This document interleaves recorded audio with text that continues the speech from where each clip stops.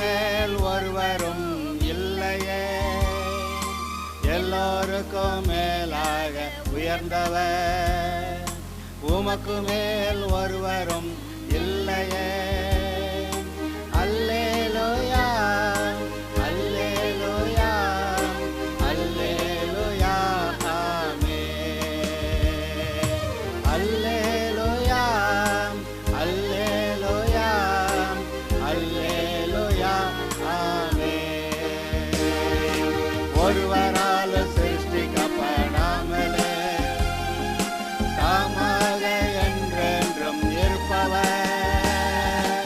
ஒருவரால் சிருஷ்டிக்கப்படாமலே தாமாக என்றென்றும் இருப்பவர். அல்லேலூயா, அல்லேலூயா, அல்லேலூயா, ஆமென். பாரபட்சம் இல்லாதவர், எல்லார் மேலேயும் ஈக்குவலாக அன்பு செலுத்துகிறார். கடந்த சில வாரங்களாக பாஸ்டர் திரும்பி திரும்பி அழுத்தம் திருத்தமாக சொல்லுவார், அவர் நம்மளுக்காக பலியானார், உலகத்தின் பாவத்தை சுமந்தார்னு பார்க்குறதோட அவர் எனக்காக, இந்த உலகத்தில் நான் மட்டுமே தவறி இருந்தால் கூட எனக்காக மரித்திருப்பார், எனக்காக சிலுவையை சுமந்திருப்பார், அவர் பாவத்தை சுமந்திருப்பார். நம்மளுக்கு பர்சனலைஸ்டாக பார்க்கணுன்னு பாஸ்டர் 2-3 வாரமாக அழுத்தம் திருத்தமாக சொல்லிட்டு இருப்பார். இப்போது புதிய ஏற்பாடில் இயேசு கிறிஸ்துவுக்கு அன்பான சீஷன். அப்போது ஆண்டவர் இயேசு கிறிஸ்து எல்லார் மேலேயும் ஒரே மாதிரி தான் பாசம் வச்சுருக்கணும். ஆனால் இங்கே ஒருத்தர் மறுபடியும் இயேசு கிறிஸ்துவுக்கு ரொம்ப பிரியமான சீஷன் அப்படின்னு சொல்கிறாருன்னு சொல்லி நீங்கள் தேடி பார்த்தீங்கன்னா ஃபுல் புதிய ஏற்பாடில் ஒரு 5 அக்கரன்ஸ், இங்கே 6ன்னு காமிச்சிருக்கும். ஏன்னா ஒரு ரெகுலர் எக்ஸ்ப்ரெஷன் சர்ச்சில் whom Jesus loved or whom he loved அப்படிங்கிறனால ஹூம் லவ்ட் அப்படின்னு சர்ச் பண்ணப்போ இடையில ஒரு வசனமும் ஒரு 6வது வசனம் வந்திருக்கும். பட் உண்மையாக பார்த்தீங்கன்னா 5 வசனம் மட்டும்தான் இந்த மாதிரி வருது, இயேசுவுக்கு பிரியமான சீஷன். அந்த 5 வசனமுமே யோவான் சுவிசேஷத்தில், யோவானால் எழுதப்பட்ட சுவிசேஷத்தில் மட்டும்தான் வந்திருக்கு. சரிங்களா? அப்போது இயேசு கிறிஸ்து எல்லாத்தையும் ஒரே மாதிரி தான் நேசித்தார். யோவான் இயேசுவுக்கு பிரியமான சீஷன் தன்னைத்தானே சொல்லிக்கிறான். அப்போ யோவான் போய் சொல்கிறானா? இயேசு கிறிஸ்து எல்லாத்தையும் ஒரே மாதிரி நேசிக்கிறார். யோவான் இயேசு கிறிஸ்து பிரியமான சீஷன், இயேசுவுக்கு பிரியமான சீஷன் தன்னை பற்றியே தானே உயர்த்தி போய் பேசிக்கிறான்னு பார்த்தீங்கன்னா, யோவான் இயேசு கிறிஸ்து தன் மேலே வச்ச அன்பை ப்ராக்டிஸ் பண்ணிட்டு வரான்னு அர்த்தம். சரிங்களா? இப்போது நான் நம்ம சர்ச்சிலேருந்து ஒரு 2 பிரதர், நாங்கள் 3 பேர் டீ குடிக்க போகிறோம்னு வச்சுக்கோங்களேன். டீ குடிச்சிட்டு வந்து நைட்டு எனக்கு டைரி எழுதுகிற பழக்கம் இருக்குது. நான் டைரியில் எழுதுகிறேன், இன்றைக்கி பிரதர் தயா, பிரதர் இவங்க, அப்புறம் இயேசுவுக்கு பிரியமான பிரதர், என்னை பற்றி நானே 3 பேரும் டீ குடிக்க போயிருந்தோம். இன்றைக்கி உட்காந்து கர்த்தரை பற்றி பேசிட்டு வந்தோம்னு சொல்லிட்டு. இப்போது இது பொய் கிடையாது. இது கர்த்தர் வந்து இவன் மேலே மட்டும் ஸ்பெஷல் அன்பு வைக்க கிடையாது. ஆனால் யோவானோட பார்வை எங்கே இருக்குது அப்படின்னா, இயேசு கிறிஸ்து என் மேல் அன்பாக இருக்கார் அப்படின்னு அவனுடைய பார்வை தனியாக நிற்குது. இன்றைக்கும் நீங்களும் நானும் இயேசு கிறிஸ்து எனக்காக மரித்தார், இயேசு கிறிஸ்து எனக்காக என் பாவங்களை சுமந்தார்னு நீங்கள் உங்களுக்கு பர்சனலைஸ் பண்ணி பார்க்கும் பொழுது தான் அந்த அன்பின் ஆழம் உங்களுக்கு புரியும். எல்லாத்துக்காகவும் செஞ்சார் அப்படின்னு புரியும். அது ஒரு பொதுப்படையாக அதை டைல்யூட் பண்ணி அதை நீர்த்து போக பண்ணுற மாதிரி இருக்கும். சரிங்களா? அடுத்து இதில் வாஸ்தவில் யோவான் இயேசு கிறிஸ்தின் மார்பில் சாஞ்சிட்டு இருந்தான். ஒருத்தன் என்னை காட்டி கொடுக்க போகிறான் அப்படின்னு சொல்கிறாரு. இந்த பேதுரு ஒரு இடத்துல சொல்லுவார், ஆண்டவரே இந்த எல்லா பேரும் உங்களுக்கு அகென்ஸ்டாக மறுதளித்தாலும் நான் சாக கூட ரெடிப்பா, நான் உங்களை மறுதளிக்க மாட்டேன்னு சொல்லுவான். அப்படி சொன்ன பேதுரு, இவர் உங்களில் ஒருத்தன் என்னை மறுதளிப்பான்னொன்னே நேராக யாருப்பான்னு கேட்கலாம்ல, யோவான்கிட்ட கண்ணடிக்கிறாரு, ஏய் யாருன்னு கேள்றா அப்படின்னு. இன்றைக்கும் எனக்கு 2 பசங்க இருக்காங்க தெரியும், ஜெசிகா, டேனி. 2 பேர்த்து மேலே எனக்கு ஈக்குவலான அன்பு தான். ஒருத்தரை உயர்த்தி ஒருத்தரை தாழ்த்தி பார்க்குறதில்ல. ஆனால் ஜெசிகாவுக்கு ஒரு எண்ணம், நான் ஜெசிகா மேலே அதிகமான அன்பு வச்சுருக்கேன். டேனி ஏதாவது காரியம் ஆகணும்னா அவன் என்கிட்ட வராமல் எய்தர் அம்மாட்ட போவான், அம்மா அப்பாட்ட இதை எனக்காக செஞ்சு கொடுன்னு, இல்லை அக்காட்ட போவான், அக்கா இதை எனக்காக செஞ்சு கொடுன்னு. எப்போ இந்த மாதிரி காரியம் நடக்குதோ நான் உறுதியாக அந்த காரியத்தை செய்யவே மாட்டேன்னு நிற்பேன். ஏன்னா அவன் என் பையன், அவன் என்கிட்ட நேராக வரணும், அவன் ஏன் ஒரு தேர்டு பார்ட்டி வழியாக வரணும், இதை நான் அனுமதிக்க கூடாதுன்னு சொல்லிட்டு நிற்பேன். இங்கே பேதுரு உங்களுக்காக நான் என்னன்னு செய்வேன்ப்பா அப்படின்னு சொல்கிறவன், டே கேளேண்டா யாருன்னு அப்படின்னு கண்ணு காமிக்கிறான் அப்படின்னு பார்க்குறான். யோவான் அப்படியே தோளில் சாஞ்சிட்டு யாருப்பா அது அப்படின்னு கேட்குறான். ஒருவேளை இது யோவானுக்கு மட்டும்தான் ஒரு வெளிப்படுத்தியிருப்பாராக இருக்கும். இப்போ நான் யாருக்கு இந்த அப்பத்தை கொடுக்குறேனோ அவன்தான் அப்படின்னு சொல்லிட்டு கொடுக்குறார். ஸோ யோவானுக்கு மட்டும்தான் அதை வெளிப்படுத்தியிருப்பார் நான் நினைக்கிறேன். சரிங்களா? இப்போது இந்த பேதுரு யோவான் இந்த 2 கேட்டகரி, ஒரு கேட்டகரி என்ன சொல்லுது அப்படின்னா நான் ஏசு கிறிஸ்துவின் மேல் அன்பாக இருக்கிறேன். இன்னொரு கேட்டகரி என்ன சொல்லுது, ஏசு கிறிஸ்து என் மேல் அன்பாக இருக்கார். இந்த 2 கேட்டகரிக்கு இடையில உள்ள நீங்கள் வித்தியாசத்தை நீங்கள் பார்த்தீங்கன்னா, ஒருத்தர் தன்னைத்தானே உயர்த்தி பேசிகிட்டு இருக்கார். தன்னுடைய அன்பு இயேசுவின் மேல் உள்ள தன்னுடைய அன்பை உயர்த்தி பேசிகிட்டு இருக்கார். இன்னொருத்தர் தனக்கு அன்பாக இருக்கா இல்லையான்லாம் பார்க்கல, ஏசு கிறிஸ்து என் மேல் அன்பாக இருக்கிறார், ஏசு கிறிஸ்துக்கு பிரியமான சீஷன் நான் அப்படின்னு பார்க்குறாரு. அவர் ஏசு கிறிஸ்ட போய் என்னன்னாலும் கேட்கலாம், யார்ப்பா அவங்கள காட்டி கொடுக்க போகிறவன் அப்படின்னு துணிஞ்சு கேட்க முடியுது. இன்னொருத்தன் சைகை காமிக்க வேண்டியது இருக்குது. இதை விட முக்கியமான விஷயம் என்னென்னா, எந்த பேதுரு நான் மரணிக்க வேண்டியதாக இருந்தாலும் உங்களை மறுதளிக்க மாட்டேன்னு சொல்கிறான்னா, அதே பேதுரு அன்றைக்கி சேவல் கூவுறதுக்கு முன்னாடி 3 தடவை மறுதளித்தது மட்டும் இல்லை, சபிக்கவும் இது என்னென்னமோ போட்டு ஐயோ தப்பிச்சா போதும்டா அப்படின்னு சொல்லியிருக்காரு. ஆனால் இந்த ஆண்டவர் என்மேல் பிரியமாக இருக்கிறார், ஆண்டவர் என்மேல் நேசமாக இருக்கிறார்னு சொன்ன யோவான் எங்கே இருந்தாருன்னு பார்த்தீங்கன்னா, ஆண்டவர் சிலுவையில் பாடுகள் சுமக்கும்போது அவருடைய பாதத்துக்கு கீழே நின்றுட்டுருக்கார். அப்போது பாதத்துக்கு நின்றுட்டுருக்காரு. எப்படி பிரதர் நீங்களா சொல்லலாமா அப்படின்னா, ஏசு கிறிஸ்து சொல்லுவார், யோவான் இதுதான் உன்னோட அம்மா இதுதான் உன் பையன். ஸோ அவர் கீழே நின்றுட்டுருக்கார், அவருக்கு ஒரு பயம் இல்லை. ஸோ தன்னுடைய அன்பை பிரசித்திப்படுத்தி நான் ஆண்டவருக்காக வைராக்கியமாக இருக்கேன், நான் ஆண்டவருக்காக எல்லாம் பண்ணுறேன்னு சொல்கிற ஒருத்தரோட நிலைமை எங்கே இருக்குது? எனக்கு அன்பு இருக்குது இல்லையான்னு பார்க்குற டியூட்டி எனக்கு இது இல்லை. ஆண்டவர் என் மேல் பிரியமாக இருக்கிறார், என்னுடைய தேவன் எனக்காக எல்லாம் செய்வார்னு அவரை பார்த்து அவர் என் மேலே பாசமாக இருக்கிறாருங்கிறவங்க எந்த அளவுக்கு ஆட்டோமேட்டிக்காக ஆட்டோமேட்டிக்காக நடக்கும். இது நம்ம உணர்ந்து இப்படி செய்யணும், இதுதான் பிளான் அப்படிலாம் எக்ஸிக்யூட் பண்ண வேண்டிய அவசியமே இல்லை. ஆட்டோமேட்டிக்காக ஆண்டவரோட பாதத்தில் நம்ம இருப்போம். சரிங்களா? அடுத்து சரி, ஒரு கேட்டகரி இப்படின்னு பார்த்தாச்சு, இன்னொரு கேட்டகரி இப்படின்னு பார்த்தாச்சு. யோவான் கூடவே இருந்தான், ஆனால் பேதுரு விட்டுட்டு ஓடி போயிட்டான். கடைசியில் அவன் போகும்போது இயேசு கிறிஸ்துவுக்கு என்னென்னமோ கேள்வி அடி அந்த போதை என்னென்னமோ நடந்துகிட்ருக்கு. அவர் திரும்பி பார்க்குறார் பேதுருவை. சரிங்களா? பேதுரு மனம் கசந்து அழுதுட்டு ஓடிட்டான். இப்படிப்பட்ட பேதுருக்கு மன்னிப்பு இருக்கா அப்படின்னு பார்த்தீங்களா? யோவான் 21:15-18 மறுதளிச்ச பேதுரு. சரிங்களா? யோவான் 21 ஆண்டவரோட அன்பு எந்த அளவுக்கு ஆழம் பாருங்கள். யோவான் 21:15-18. யோவான் 21:15.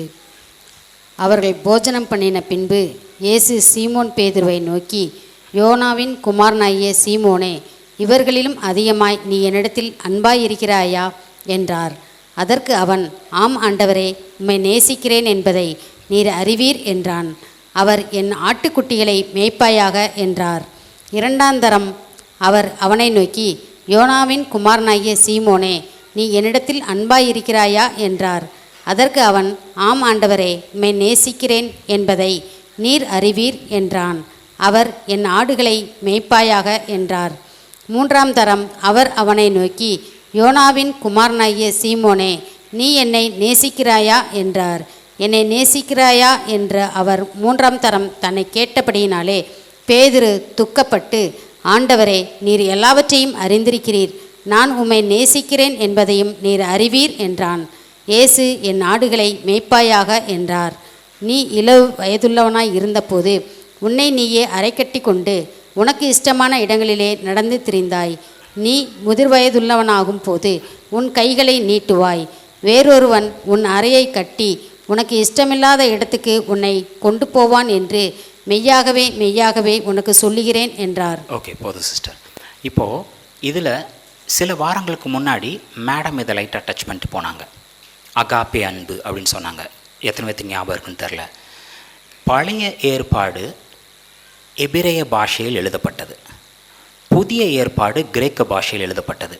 இப்போது நம்ம இது யோவான் 21:15-18 வாசிக்கும்போது ஏசு கிறிஸ்து பேதுருட்ட 3 முறை என்னை நேசிக்கிறியா, என்னை நேசிக்கிறியா, என்னை நேசிக்கிறியான்னு கேட்குற மாதிரி இருக்கும். ஆனால் கிரேக்க பாஷையில், இந்த மூல பாஷையில், இது எழுதப்பட்ட பாஷையில் இது என்னென்னு பார்த்தீங்கன்னா, டு யூ அகாப்பே மீ, நீ என் மேலே அகாப்பே அன்பு செலுத்துறியா. இப்போ கிரேக்க பாஷையில் இந்த அன்புக்கு ஒரு 4 வார்த்தை இருக்குதுன்னு சொல்கிறாங்க. இங்கே பயன்படுத்தப்பட்ட 2 வார்த்தை அகாப்பே, ஃபிலியோ. இந்த அகாப்பே அன்பு அப்படிங்கிறது தான் highest form of love. Unconditional, இது நீ செய் நான் இது செய்கிறேன் அப்படி கிடையாது. Unconditional sacrificial love. இப்போ அவர் உங்களுக்காகவும் எனக்காகவும் சிலுவையில் போய் சுமந்து தீர்த்தார் இல்லையா, அந்த மாதிரி சாக்ரிஃபிஷியல் லவ் இந்த அகாப்பே லவ். இந்த ஃபிலியோங்கிறது ஒரு நல்ல ஃப்ரெண்ட், இவன் என் உயிர் நண்பன்டா அப்படின்னு சொல்லுவோம்ல, அந்த மாதிரியோ இல்லை ஒரு பிரதர் சிஸ்டர்ஸ், ஒரு பிரதர்லி அஃபெக்ஷன் இந்த ஃபிலியோங்கிற இது. பேதுரு சொல்லியிருப்பான், உங்களுக்காக நான் மரணத்தை தழுவ கூட ரெடி. அப்போது உங்கள் மேலே நான் அகாப்பே அன்பு வச்சுருக்கேன்னு தான் எல்லாத்து முன்னாடியும் பேதுரு தம்பட்டம் அடிக்கிறாரு இல்லையா, மறுதளிச்சுட்டு போயிடுறாரு.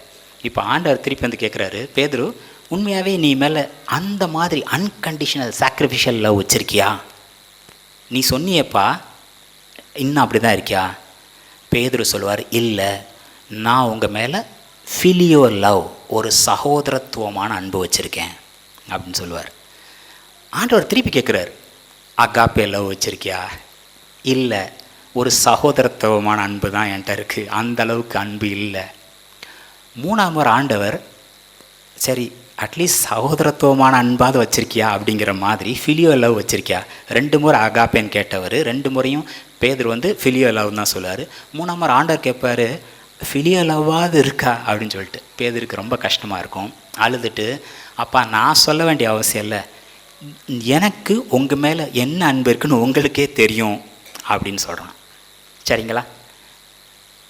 பேதுரு மறுதளிச்சிட்டு போனால் பேதுருவை கூப்பிட்டு அவர் கொடுக்கக்கூடிய காரியம் என்ன? என் ஆடுகளை மேய்ப்பாயாக. மொத்த சபை இந்த கிறிஸ்துவத்தை வழிநடத்தக்கூடிய டாஸ்கையே பேதுரு கையில் கொடுத்துட்டு போகிறார். எந்த அளவுக்கு அவர் அன்பு பேதுரு மேலே வச்சுருந்தா, ஒன்றுமே தெரியாதுன்னு விட்டு போன ஒரு ஆள், டே நீ எல்லாம் உதவாக்கறடா, ஏதாவது பண்ணுறதுக்கு நீ லாயக்கா? இல்லை, அவர் வச்ச அன்பு பேதுரு பிற்காலங்களில் ஏசு கிறிஸ்துவை போல், ஏசு கிறிஸ்துவை மறுதளித்த பேதுரு பின்னாடி சொல்கிறான், என்னை இப்படி சிலுவையில் அரைஞ்சு ஏசு கிறிஸ்துக்கு ஈக்குவலண்ட்டாக என்னை மாற்றிடாதீங்க. எந்த அளவுக்கு துணிச்சல், எந்த அளவுக்கு தைரியம், எந்த அளவுக்கு அவனுக்கு உயிரை பற்றின ஒரு மதிப்பு கூட இருந்திருக்காது பாருங்க. எந்த அளவுக்கு ஆண்டவரை நேசிச்சிருக்கணும். எப்போ நடந்தது அப்படின்னா, ஆண்டவர் தன்னை நேசிச்சார்னு பேதுரு உணர்ந்த பொழுது தான். அப்போ உங்களுக்கு தெரியும்ப்பா, எனக்கு உங்கள் மேலே பயங்கரமான அன்பு இருக்குதுன்னு சொன்னப்போ இல்லை, உங்களுக்கு தெரியும்ப்பா, உங்களுக்கு தெரியாது ஒன்றும் இல்லை, என்ன படைச்ச தேவன் நீங்கள், எனக்கு உங்கள் மேலே எந்த அளவுக்கு அன்பு இருக்குன்னு தெரியாதா அப்படின்னு சொன்னப்போ பேதுரு மறுரூபமாகறான். சரிங்களா? அடுத்து, இது எல்லாரும் கடந்து வந்திருப்போம், ஆனால் சிம்பிளாக அதை ஒரு கடந்து போயிருக்க சான்ஸ் இருக்குது. நம்ம தேவனுடைய பிரியமான குமாரர் குமாரத்தின் உணரும் பொழுது சோதனை பொல்லாங்கு நம்மளை மேற்கொள்ள முடியாது. சரிங்களா? இப்போது மத்தேயு 3:16-17, அப்படியே மத்தேயு 4:1-3. ஸோ மத்தேயு 3:16 நீங்கள் மத்தேயு 4:3 வரைக்கும் வாசிக்கலாம்.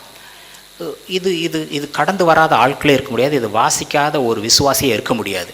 ஆனால் ஒரு சின்ன ஒரு வார்த்தை நம்ம அதை அசால்ட்டாக தாண்டி போயிருப்போமோ அப்படின்னு எனக்கு ஒரு எண்ணம் இருக்குது. மத்தேயு 3:16-17. மத்தேயு 3:16. இயேசு ஞானஸ்நானம் பெற்று ஜலத்திலிருந்து கரையேறின உடனே இதோ வானம் அவருக்கு திறக்கப்பட்டது. தேவ ஆவி புறாவைப் போல இறங்கி தம்மேல் வருகிறதை கண்டார். அன்றியும் வானத்திலிருந்து ஒரு சத்தம் உண்டாகி, இவர் என்னுடைய நேசகுமாரன், இவரில் பிரியமாய் இருக்கிறேன் என்று உரைத்தது. ஓகே, 4:1-3 அப்படியே நம்ம வாசித்தோம்னா, மத்தேயு 4:1. அப்பொழுது இயேசு பிசாசினால் சோதிக்கப்படுவதற்கு ஆவியானவராலே வனாந்திரத்துக்கு கொண்டு போகப்பட்டார். அவர் இரவும் பகலும் 40 நாள் உபவாசமாய் இருந்த பின்பு அவருக்கு பசி உண்டாயிற்று. அப்பொழுது சோதனைக்காரன் அவரிடத்தில் வந்து, நீர் தேவனுடைய குமாரனே ஆனால் இந்த கல்லுகள் அப்பங்கள் ஆகும்படி சொல்லும் என்றான்.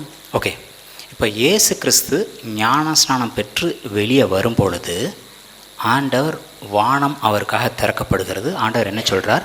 இவர் என்னுடைய நேசகுமாரன். இவர் என் குமாரன் மட்டும் இல்லை, இவர் என் நேசகுமாரன். He is my beloved son. இப்போ பொல்லாங்கன்னு சோதிக்க வர்றான். அவன் வந்தோன்னே அவன் என்ன கேட்குறான்னா, நீ குமாரனாக இருந்தால், ஆண்டவர் சொன்னது குமாரன் மட்டும் இல்லைங்க இல்லையா, he is my beloved Sun, இவருடைய நேசகுமாரன், நான் பிரியமாக இருக்கிறேன். இப்போது நீங்கள் பிரியமான குமாரன் குமாரத்தின் உணர்ந்தீங்கன்னா பொல்லாங்கனால உங்களை சோதிக்கவே முடியாது. நீங்கள் சோதனையை மேற்கொண்டு போய்கிட்டே இருப்பீங்க. அவன் வந்து அந்த பிரியமானதை மட்டும் ஒரு ஓரமாக தள்ளி விட்டுறான். எப்பொழுதுமே கம்ப்ளீட் உண்மை வராது. ஆண்டவர் இதில் இருக்க எல்லா மரத்துலேருந்து உன்னை சாப்பிடுவான்னு சொல்லியிருக்காரா அப்படின்னு சொல்லுவான். ஆண்டவர் நீ குமாரன் தானா? இல்லைப்பா, நான் பிரியமான குமாரன். அவன் அந்த பிலவட், அந்த பிரியமான நேசமான குமாரன் அப்படிங்கிறத மறைச்சிட்டு நீ குமாரனா குமாரத்தியா? இப்படிப்பட்ட பிரியமான பிலவட் சன்னை உங்களுக்காகவும் எனக்காகவும் அவர் சிலுவையில் க்ரஷ் பண்ணார். அவருக்கு சிலுவையில் அவர் மேலே சகல தண்டனையும் அவர் மேலே சுமத்தினார்னா உங்கள் மேலே என் மேலே ஆண்டவருக்கு எவ்வளோ பிரியம் இருக்கணுங்க. சரிங்களா? உங்கள் மேலே என் மேலே அளவிட முடியாத பிரியம் இருக்கணும். வேறு வழியே இல்லை. இயேசு கிறிஸ்து சிலுவையில் போய் சுமந்தால் மட்டும்தான் உங்களுக்கும் எனக்கும் ஜீவன். ஆண்டவருக்கு தெரிஞ்சனால தான் அதை பண்ணார் இல்லைங்களா?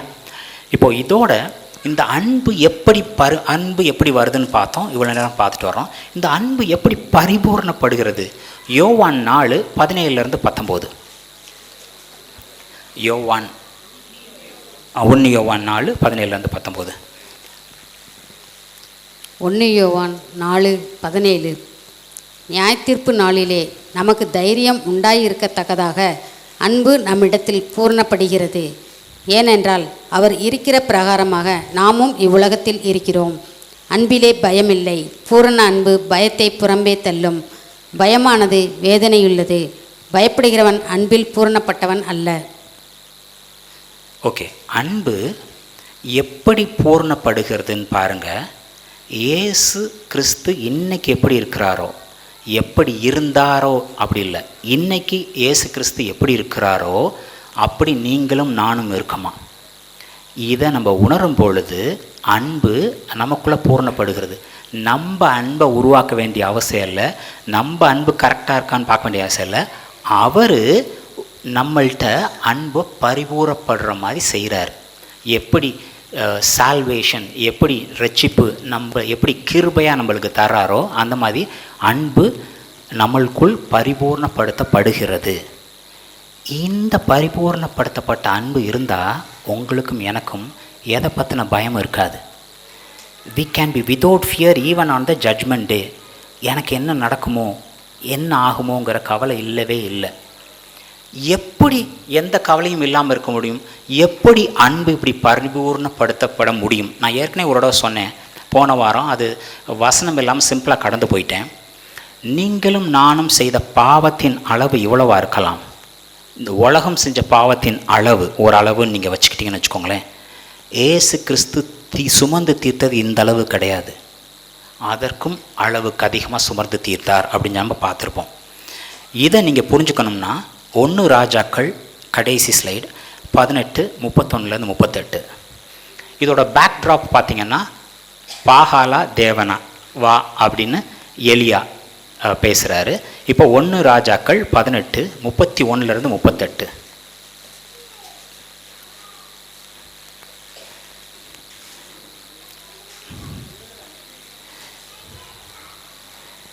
ஒன்று ராஜாக்கள் 18:31. உனக்கு இஸ்ரவேல் என்னும் பேர் இருப்பதாக என்று சொல்லி கர்த்தருடைய வார்த்தையை பெற்ற யாக்கோபுடைய குமாரரால் உண்டான கோத்திரங்களுடைய இலக்கத்தின்படியே 12 கற்களை எடுத்து அந்த கற்களாலே கர்த்தருடைய நாமத்துக்கென்று ஒரு பலிபீடத்தை கட்டி பலிபீடத்தை சுற்றிலும் தானியம் அளக்கிற 2 படி விதை விதைக்கத்தக்க இடமான ஒரு வாய்க்காலை உண்டாக்கி விறகுகளை அடுக்கி ஒரு காளையை சந்து சந்தாக துண்டித்து விறகுகளின் மேல் வைத்தான். பிற்பாடு அவன், நீங்கள் 4 குடம் தண்ணீர் கொண்டு வந்து சர்வாங்க தகன பலியின் மேலும் விறகுகளின் மேலும் ஊற்றுங்கள் என்றான். பின்பு 2ஆம் தரமும் அப்படியே ஊற்றுங்கள் என்றான். 2ஆம் தரமும் ஊற்றினார்கள். அதற்கு பின்பு 3ஆம் தரம் அப்படியே ஊற்றுங்கள் என்றான். 3ஆம் தரமும் ஊற்றினார்கள். அப்பொழுது தண்ணீர் பலிபீடத்தை சுற்றிலும் ஓடினது. வாய்க்காலையும் தண்ணீரால் நிரப்பினான். அந்திபலி செலுத்தும் நேரத்திலே தீர்க்கதரிசியாகிய எலியா வந்து, ஆபிரகாமுக்கும் ஈசாக்கும் யாக்கோபுக்கும் தேவனாகிய கர்த்தாவே, இஸ்ரவேலிலே நீரே தேவன் என்றும் நான் உம்முடைய ஊழியக்காரன் என்றும் நான் இந்த காரியங்களை எல்லாம் உம்முடைய வார்த்தையின்படி செய்தேன் என்றும் இன்றைக்கு விளங்க பண்ணும். கர்த்தாவே, நீர் தேவனாகிய கர்த்தர் என்றும் தேவரீர் தங்கள் இருதயத்தை மறுபடியும் திருப்பினீர் என்றும் இந்த ஜனங்கள் அறியும்படிக்கு என்னை கேட்டறலும் என்றான். அப்பொழுது கர்த்தரிடத்தில் இருந்து அக்கினி இறங்கி அந்த சர்வாங்க தகன பலியையும் விறகுகளையும் கற்களையும் மண்ணையும் பட்சித்து வாய்க்காலில் இருந்த தண்ணீரையும் நக்கி போட்டது. இப்போ பாருங்கள், இங்கே நடக்கிறது பாகாலா தேவனா இப்படின்னு ஒரு டெஸ்ட் நடக்குது. ஆனால் இதில் முக்கியமாக நான் உங்களை கவனிக்க சொல்கிறது என்னென்னா, எலியா 12 கல் கோத்திரத்துக்கு ஒரு கல் வைக்கிறாராம். நல்ல வாய்க்கால் பறிக்கிறார். இந்த பழியை வச்சுட்டு தண்ணி 1 தடவை இல்லை 2 தடவை 3 தடவை தண்ணி நிறைஞ்சு வழியுது மதகு மாதிரி. இப்போ கர்த்தரிடத்துலேருந்து அக்னி வருது. வந்த அக்னி பழியை மட்டும் பச்சித்து போடவில்லை. இந்த பழியை பச்சித்து போட்டது மட்டும் இல்லாமல் தண்ணியை நக்கி போட்டுச்சான். 12 கல் காணா. அப்போது வானத்திலேருந்து இறங்கின அக்னி, கர்த்தரத்துலேருந்து அக்னி பழியை மட்டும் எடுக்கவில்லை, சுற்றி இருந்த எக்கச்சக்கமான காரியத்தையும் எடுத்துகிட்டு போயிடுச்சு. சரிங்களா? இது ஒரு சைடு அப்படியே வச்சுக்கோங்க. அப்படியே லூக்கா 23:44-46. லூக்கா 23:44-46. லூக்கா 23:44. அப்பொழுது ஏறக்குறைய 6ஆம் மணி நேரமாயிருந்தது. 9ஆம் மணி நேரம் வரைக்கும் பூமி எங்கும் அந்தகாரம் உண்டாயிற்று. சூரியன் இருளடைந்தது. தேவாலயத்தின் திரைச்சிலை நடுவில் 2ஆக கிழிந்தது. இயேசு, பிதாவே, உம்முடைய கைகளில் என் ஆவியை ஒப்புவிக்கிறேன் என்று மகா சத்தமாய் கூப்பிட்டு சொன்னார். இப்படி சொல்லி ஜீவனை விட்டார். ஓகே, இப்போ பாருங்கள், முன்னாடி நம்ம எலியா காலத்தில் பழியை மட்டும் இல்லை, கல், மண், ஈவன் சுற்றி இருந்த ஊற்றி வச்சுருந்த தண்ணி எல்லாத்தையும் அந்த அக்னியானது பட்சித்து போட்டதுன்னு பார்க்குறோம். இங்கே இயேசு கிறிஸ்து உங்களுக்கும் எனக்கும் பழியான ஆட்டுக்குட்டியானவர் சிலுவையில் சுமந்து தீர்க்கிறார். சகலத்தையும் சுமந்து தீர்த்ததுக்கு அப்புறம், ஏன் நான் சகலத்தையும் சுமந்து தீர்த்ததுக்கு அப்புறம் அப்படின்னு நான் சொல்கிறேன்னா, முதல்ல அவர் சொல்லியிருப்பார், என் தேவனே என் தேவனே ஏன் என்னை கைவிட்டீர்னு சொல்லிட்டு. அந்த தண்டனை காலம் அவர் ஒரு இத்தனாம் மணி நேரம் முதல் இத்தனாம் மணி நேரம் வரை அந்தகாரம் இயேசு கிறிஸ்துவின் மேலே சகல பாவமும் சுமத்தப்படுகிறது. இயேசு கிறிஸ்து நம்மளுக்காக சகல தண்டையும் சுமந்து தீர்த்துட்ருக்கார். சகலத்தையும் சுமந்தார், தீர்த்தார், எல்லாம் முடிச்சாச்சு. முடித்ததுக்கப்புறம் அவரோட ஒரிஜினல் ஸ்டாண்ட்ஸ் எடுக்கிறாரு. அப்பா, யோவானில் நீங்கள் பார்த்தீங்கன்னா எல்லாம் முடிந்தது அப்படின்னு சொல்லுவார். எல்லாம், நான் என்ன காரியத்தை நிறைவேற்ற வந்தேனோ எல்லாம் முடிஞ்சது. சகலர் உலகத்தில் என்னை விசுவசிக்கக்கூடிய, என்ன ஆண்டவர் ஏற்றக்கூடிய எல்லாருடைய பாவத்தையும் நான் சுமந்து தீர்த்துட்டேன், எல்லாம் முடிஞ்சிச்சு சொல்லிவிட்டு அவருடைய ஒரிஜினல் பிளேஸ் எடுக்கிறார். அப்பா, உம்முடைய கையில் என்னுடைய ஆவியை ஒப்படைக்கிறேன். இப்போ பழைய உடன்படிக்கை காலத்தில் அந்த பலியானது, அந்த ஜட்ஜ்மெண்ட், அந்த அக்னியிலேருந்து தப்பிக்க முடியல. பலி மட்டும் இல்லை, கூட இருந்த சுற்றி இருந்த எல்லாத்தையும் அந்த அக்னி பட்சித்து போட்டதுன்னு பார்க்குறோம். இங்கே இயேசு கிறிஸ்து சகலத்தையும் சுமந்து தீர்த்துட்டு இன்றைக்கி உங்களுக்காகவும் எனக்காகவும் பரிந்து பேசி உட்கார்ந்துட்டுருக்கார். சரிங்களா? அந்த பனிஷ்மெண்ட்டை விட ஒரு பெரிய கிருபைக்குள்ளான உங்களுக்கும் எனக்காகவும் சுமந்து தீர்த்த தேவன். இப்போது இதெல்லாம் நீங்களும் நானும் உணர்ந்து பார்க்கும் பொழுது, நான் அவர் மேலே அன்பாக இருக்கேனான்னு நம்ம பார்க்க மாட்டோம். அன்பு தன்னால் ஊற்றெடுத்து வரும். என்னைக்கு அன்பு உங்களுக்கும் எனக்கும் இடையில ஊற்றெடுத்து இந்த மாதிரி வருதோ, என்னைக்கு நீங்களும் நானும் அவருடைய நேசகுமாரர் குமாரத்தின் உணர்றமோ, எந்த ஒரு இடத்துலையும் பொல்லாங்க நம்மளை மேற்கொள்ள முடியாது.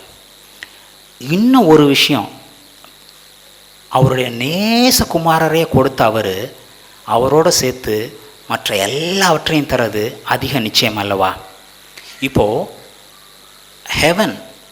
ஹெவன் பெஸ்ட் ஜீசஸ் அவரவே கொடுத்துட்டு உங்களுக்கு சுகம் தரமாட்டேன்னு சொன்னால், ஆண்டவர் சுகத்தை இயேசு கிறிஸ்துவோட மேலே பெரிய பொருளாக பார்க்குறான்னு அர்த்தம். உங்களுக்கு ஐஸ்வர்யம், உங்களுக்கு பாதுகாப்பு, இப்படி உங்களுக்கு எதையாவது ஒன்று தரலை நீங்கள் நினச்சிங்கன்னா, இயேசு கிறிஸ்துவை கூட அது வேல்யூபிளாக என்ன இல்லை. இயேசு கிறிஸ்து தான் இருக்கலே the best the heavens have got. இயேசு கிறிஸ்துவையே உங்களுக்கு தந்துட்டார் அப்படின்னா வேறு என்ன உங்களுக்கு தரமாட்டேன்னு மறுத்து வைக்க முடியும்? இப்படிப்பட்ட தேவன் என் மேலே இவ்வளவு அன்பு வைத்திருக்காருன்னு நீங்கள் உணரும்போது எப்படி உங்களுக்குள்ள அன்பு இல்லாமல் போக முடியும்? சரிங்களா? ஸோ நம்ம பார்வை இயேசு என் மேல் எவ்வளவு நேசமாக இருக்கிறார், ஆண்டவர் என் மேல் எவ்வளோ பிரியமாக இருக்கிறார் நீங்கள் பார்த்தா போதும். You will reign in your life. நீங்கள் செய்யக்கூடிய சகலத்திலையும் நீங்கள் மேற்கொள்வீங்க. You will be blessed. Be blessed. Christ alone, my hope is found. He is my light, my strength, my song.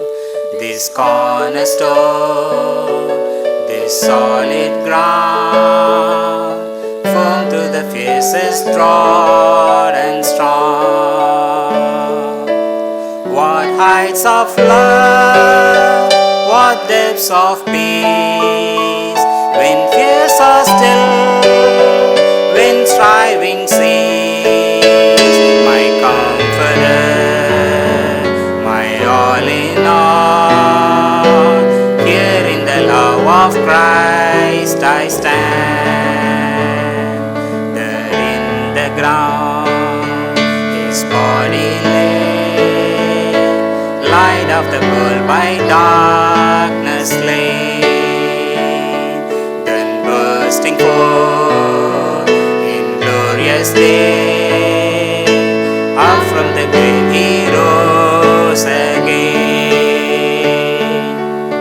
And as He stands in victory, sin's curse has lost its grip on me, for I am His and He is mine, bought with the precious blood of Christ.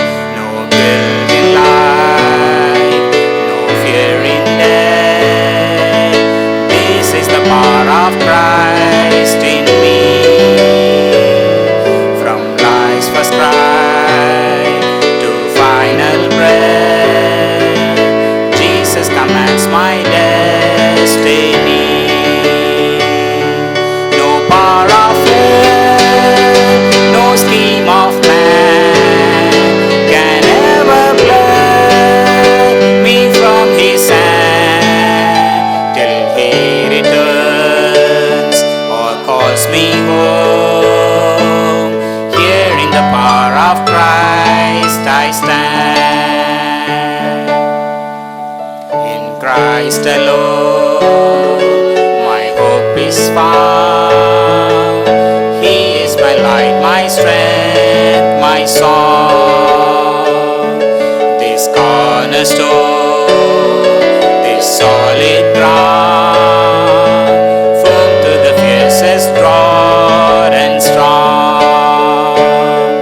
What heights of love, what depths of peace, when fears are still, when striving cease.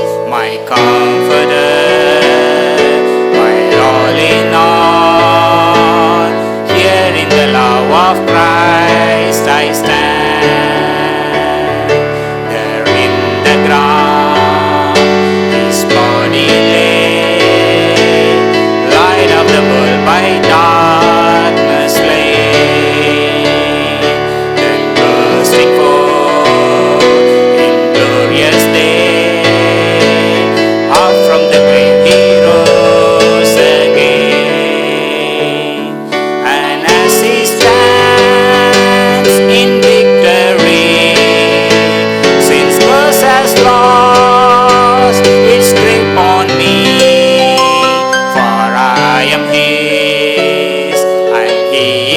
mine, bought with the precious blood of Christ.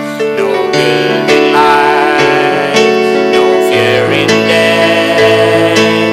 This is the power of Christ in me.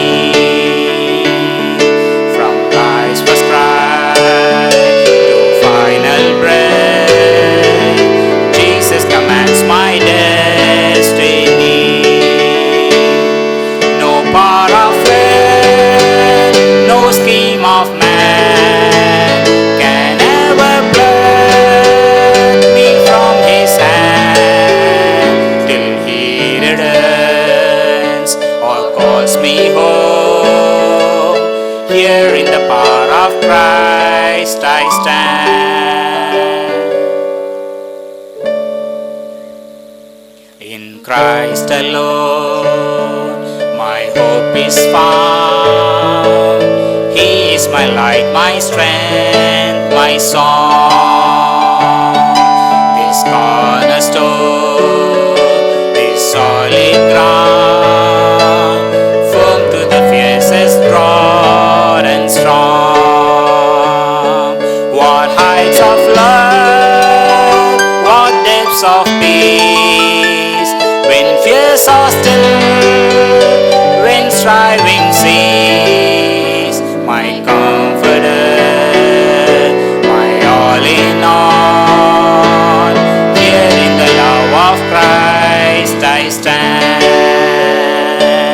There in the ground his body lay, light of the world by darkness slain. Then bursting forth in glorious day, up from the grave he rose again. And as he stands in victory, sin's curse has lost its grip on me. For I am his and he is mine, bought with the precious blood of Christ. No guilt in life, no fear in death. This is the power of Christ in me. From life's first cry to final breath, Jesus commands my destiny. No power of hell, no scheme of man can ever pluck me from his hand till he returns or calls me home. Here in the power of Christ I stand.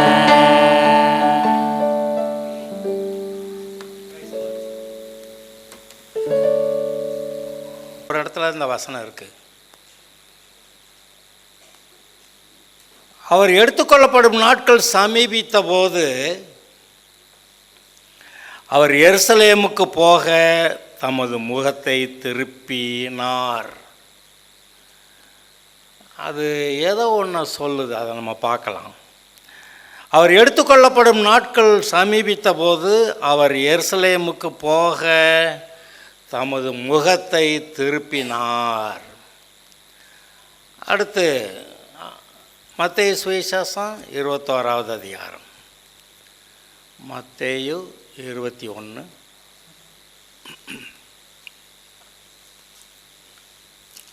அது இல்லைன்னாலும் கவலை இல்லை, பரவாயில்ல. 21 அந்த வசனங்களை வாசிப்பான்.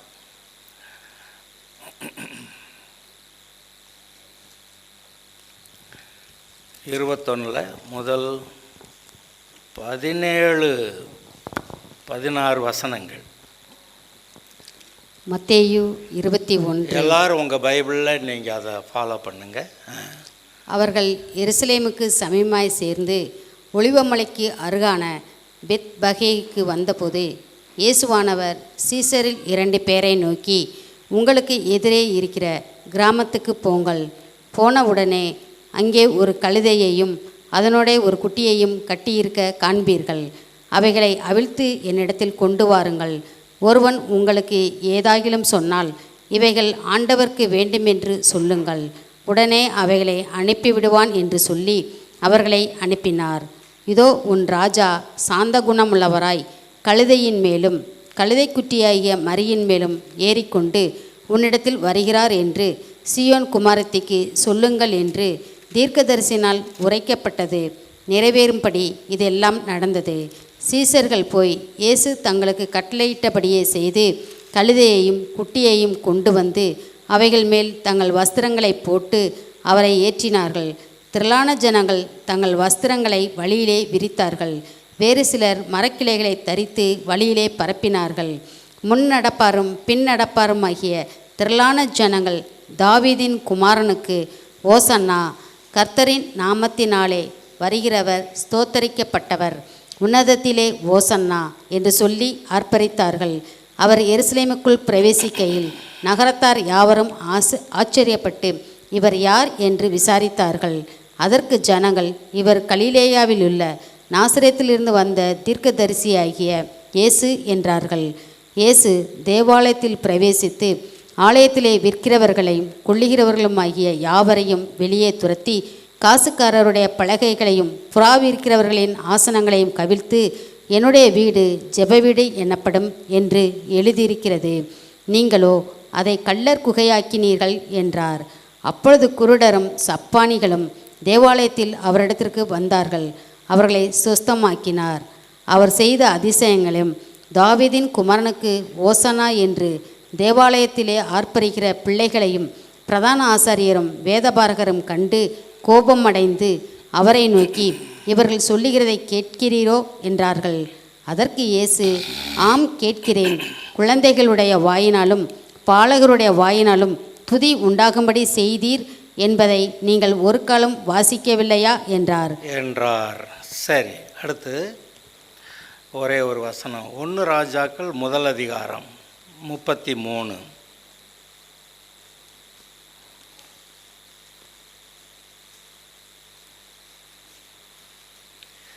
1 ராஜாக்கள் 1:33.